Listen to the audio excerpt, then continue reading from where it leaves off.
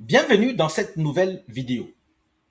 Aujourd'hui, je vais vous montrer comment clôturer l'exercice dans QuickBooks en ligne.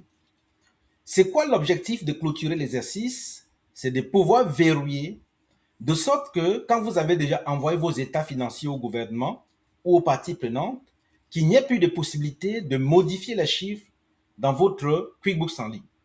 Et pour ce faire, vous allez cliquer sur Paramètres, Compte et Paramètres par la suite. Et quand vous avez cliqué sur Compte et Paramètres, vous cliquez sur Options avancées. Et à partir de l'option avancée, vous regardez cette partie Comptabilité. Donc, ici, vous cliquez sur Modifier. Et vous allez voir le premier mois de l'exercice de votre comptabilité, c'est en fonction justement de votre exercice comptable. On sait qu'au niveau du Canada, les travailleurs autonomes ont un exercice financier qui s'aligne à l'exercice civil. Donc, c'est du 1er janvier au 31 décembre, si vous êtes travailleur autonome. Mais en tant que société incorporée, votre activité peut commencer en août, en juillet, en septembre. En ce moment, vous venez mettre le mois de début de l'activité. Supposons que ce soit juillet, vous mettez le mois de début de l'activité. Mais ici, on va considérer que l'année commence le 1er janvier. Donc, on va laisser le 1er janvier. Maintenant, le premier mois de l'année d'imposition, vous dites que c'est identique à l'exercice financier, donc au 1er janvier aussi. Et maintenant, la méthode comptable, comptabilité d'exercice, bien sûr. Et maintenant, la date de clôture ici sera en fonction de votre date d'ouverture. Donc ici, si nous sommes au 1er janvier, ça veut dire que notre date de clôture sera le 31 décembre.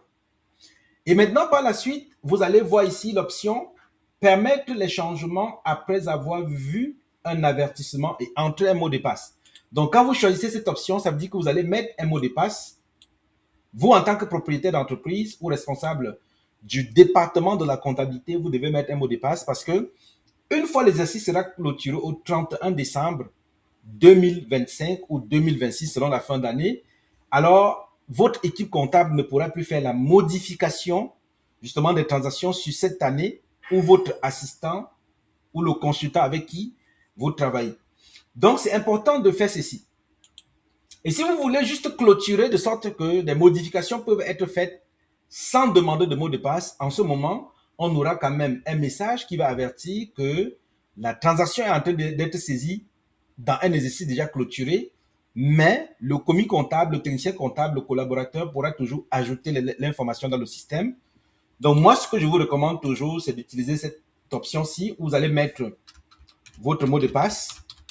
Et en ce moment, le mot de passe sera utilisé pour faire la modification ou pour saisir une nouvelle transaction dans le système. Donc, je le recommande toujours parce que après avoir envoyé les états financiers à Revenu Québec, à RC, au gouvernement, à la banque, vous ne voudrez pas que si vous téléchargez une deuxième, troisième version, que les chiffres ne soient plus identiques. Donc, vous connaissez désormais comment clôturer votre comptabilité en mettant le mot de passe. Je suis Chislan Joya, comptable professionnel agréé. À bientôt pour une prochaine vidéo. Merci.